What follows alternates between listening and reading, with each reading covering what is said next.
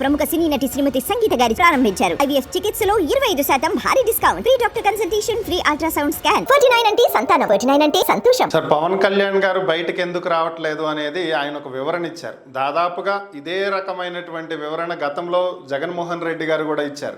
కోనసీమకి వరదలు వచ్చినప్పుడు ఆయన రాలేదు. ఒరిస్సాలో రైలు ప్రమాదం జరిగినప్పుడు కూడా ఆయన కూడా రాలేదు. ఆయన చెప్పింది ఏంటి, నేను వస్తే సహాయక చర్యలకు ఇబ్బంది కలుగుతుంది అని. ఇప్పుడు అదే పవన్ కళ్యాణ్ గారు కూడా చెప్తున్నారు. మరి దీన్ని ఎలా చూడాలి? ఎస్, అలాంటప్పుడు చంద్రబాబు నాయుడు గారు, ఈ రాష్ట్ర ముఖ్యమంత్రి చంద్రబాబు నాయుడు గారు నిరంతరం ప్రజల్లో అధికారం వేసుకొని తిరుగుతూ ఉన్నారు. ఎవరికి సహాయం అందించకుండా టాటాలు వేసుకొని తిరుగుతున్నారు. టాటా చెప్పుకుంటూ బాయ్ బాయ్ చెప్పుకుంటూ తిరుగుతున్నారు. ఆయన ఎక్కడ ఒకరికి సహాయం చేసినట్టు కానీ, ఆయన వెళ్తున్న బోట్లో మునిగిపోతున్న ఒక మహిళను ఎక్కించుకున్నట్టు కానీ, ఒకరికి చెయ్యి అందించి కాపాడినట్టు కానీ ఎక్కడా లేదు. ఆ అధికారులు మొత్తం ఆయన చుట్టూ తిరుగుతున్నారు. మరి దాన్ని ఎందుకు ఖండించలేదు? ఉమ్మడి ప్రభుత్వంలో మీరు సీఎం, డిప్యూటీ సీఎం జోడెత్తుల బండిలాగా కాడి మీద వేసుకొని వచ్చినప్పుడు మరి ఆ విషయాలను ఎందుకు ఖండించలేదు?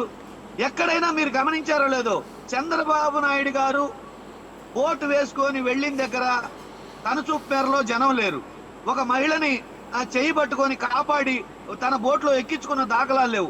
ఒకరికి అన్నం ప్యాకెట్ ఇచ్చిన దాఖలాలు లేవు. ఒకరికి మంచినీళ్ళు ఇచ్చిన దాఖలాలు లేవు. ఆ బోట్ వేసుకొని టాటా బై ఊపుకొని తిరగడానికి ఆయన వచ్చింది. ఆయన వచ్చిన అధికారులంతా తన చుట్టూ తిప్పుకొని ప్రజల్ని చంపేయడానిక.